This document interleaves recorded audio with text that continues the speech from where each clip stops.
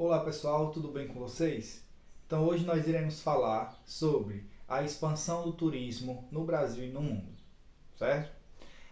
Para falar sobre esse tema, primeiro a gente vai para a definição de turismo, certo?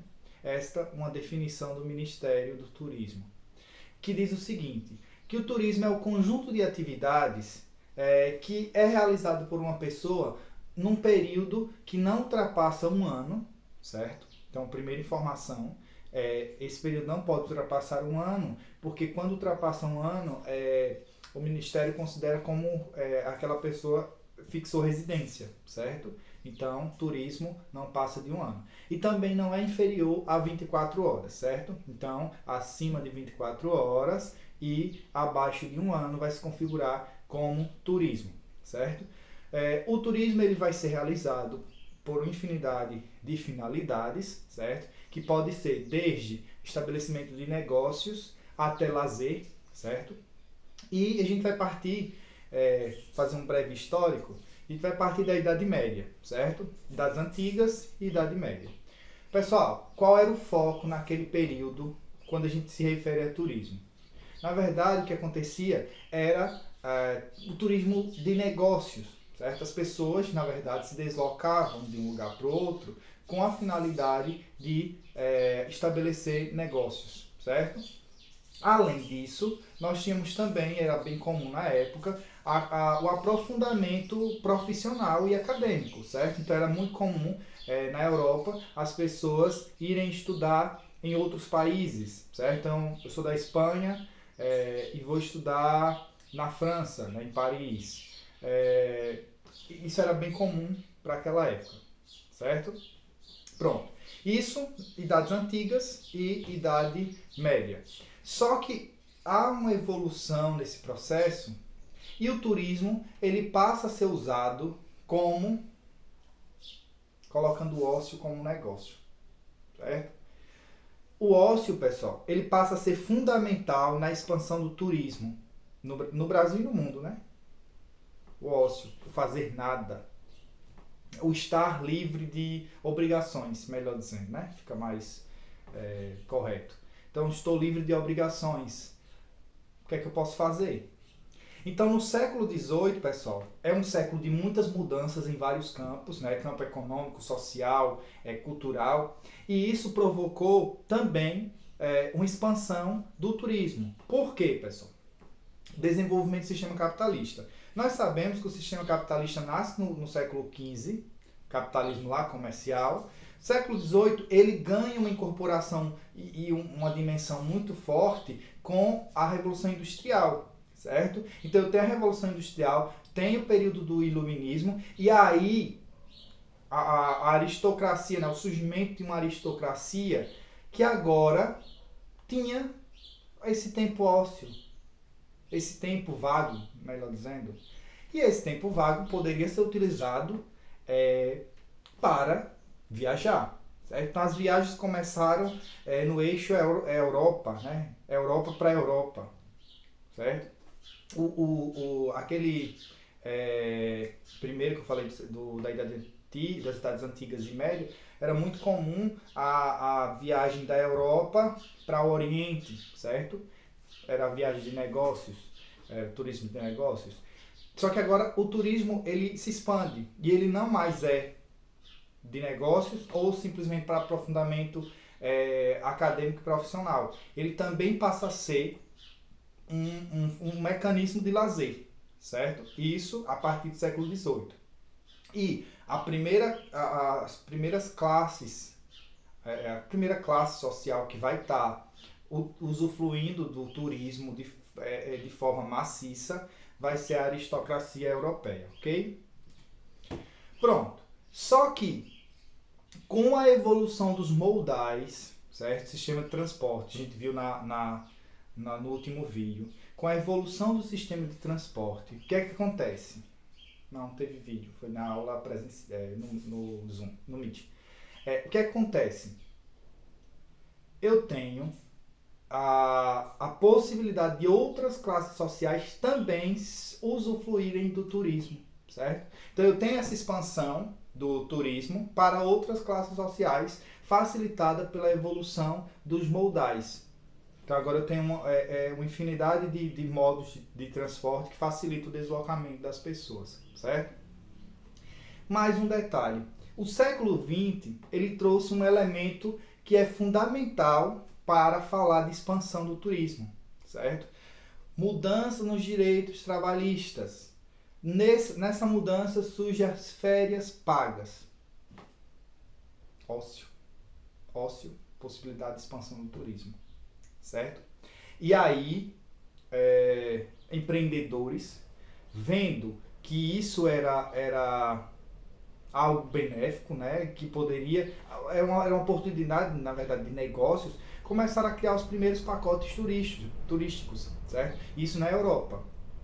Depois se expande para o resto do mundo, certo? Mas o acesso ao turismo, ele se amplifica, ele não se restringe mais a uma ou duas classes sociais, certo? Existe a possibilidade de prática do turismo para outras classes sociais também. Esse turismo, nesse momento, ele se consolida com grande relevância econômica, certo? Por quê? Quando o turismo acontece, o turismo vai envolver uma série de serviços. E essa série de serviços vai fazer com que a economia daquele local gire, certo? Então eu vou ter hotelaria, eu vou ter o sistema de transporte, eu vou ter hotéis, hotelaria eu já falei? Restaurantes, desculpa. Restaurantes, eu vou ter o artesanato local que também vai ser contemplado. Então tudo isso vai fazer com que a economia daquele local que passa a ser um alvo, né, dos turistas, gire e gire com força, ok? E tudo isso tornou-se um fenômeno global, né? Vale lembrar que nós estamos vivendo o fenômeno da globalização, né? E quando a gente fala de globalização, a gente fala da circulação de pessoas, mercadorias, capitais, né? Nós falamos sobre meio de transporte e a evolução dos meios de transporte, que possibilita que as pessoas circulem mais fácil, e aí possibilita que haja essa globalização. Agora nós estamos falando sobre o turismo, né? A possibilidade das pessoas estarem se deslocando de um lugar para o outro. Num vídeo próximo, nós iremos falar sobre o comércio e a possibilidade das mercadorias estarem circulando também, né? Que existe uma contribuição dessa evolução tecnológica dos sistemas de transporte, certo? E depois nós iremos ver um vídeo também falando sobre a evolução do sistema financeiro e a maior circulação nos diferentes espaços. E aí a gente vai ter um outro elemento, que eu falei dos meios de transporte, né? Mas associado a ele também teve a evolução dos meios de comunicação, certo? Pronto. Chegamos numa parte para dados, né? Quando a gente fala de turismo, é importante que a gente apresente também dados. Pessoal, os principais destinos, né? Eu vou apresentar aqui um ranking dos principais destinos na atualidade, certo? Na verdade, é um ranking de 2018, retirado do site da Organização Mundial do Turismo, certo? Nós temos como principal destino de chegada de turistas a França, certo? Cerca de 89,4 milhões de pessoas vão até a França, viajaram na verdade até a França no ano de 2018, certo? Então a França atualmente é o país que mais recebe turistas no mundo. Seguido de Espanha com 82,8 milhões, depois Estados Unidos com 79,7, China, Itália, Turquia, México, Alemanha, Reino Unido e Tailândia. Se nós observarmos essa lista, nós podemos ver que nós temos França, Espanha, Itália, Alemanha, Reino Unido. Dos 10, 5 dos principais destinos turísticos do mundo estão na Europa, certo? Uma coisa muito importante é o acesso à Europa, certo? Existe um acesso, de certa forma, facilitado, que faz com que muitas pessoas se desloquem para aquele continente. Um outro detalhe, pessoal. O fato desses países europeus receberem tantos turistas tem ligação direta com a evolução econômica da China, certo? Atualmente, os chineses são os que mais viajam pelo mundo, ok? Aí, depois dos chineses, nós temos Estados Unidos, os estadunidenses, alemães, britânicos e franceses, certo? Esses são os que mais viajam pelo mundo, certo? Sobre esse aspecto, nós temos uma evolução muito forte, ultimamente, em relação a receber turistas, certo? Os países que são considerados como emergentes, eles estão despontando como ótimos destinos turísticos. É o grupo que o Brasil faz parte, ok? Mas aí, daqui a pouco a gente vai falar a respeito do Brasil e vamos estabelecer por que o Brasil, ele, por exemplo, não faz parte dessa lista dos 10 mais. Na América Latina, o Brasil é o segundo que mais recebe turistas. Mas eu vou apresentar um dado para vocês aqui. O México recebe cerca de 41,3 milhões. Daqui a pouco eu vou falar quantos o Brasil recebe, ok? Em relação a esse movimento de pessoas, pessoal, vamos voltar para o ano de 1950. Naquele ano, o movimento de pessoas com finalidades turísticas foi de cerca de 25 milhões de pessoas, certo? Então, 25 milhões de turistas.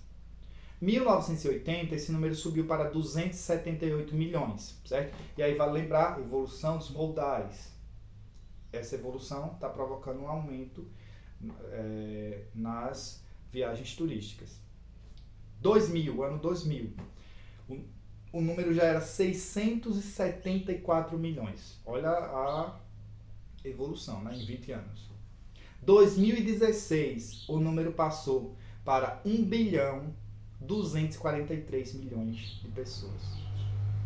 2017, 1 bilhão 332 milhões de pessoas.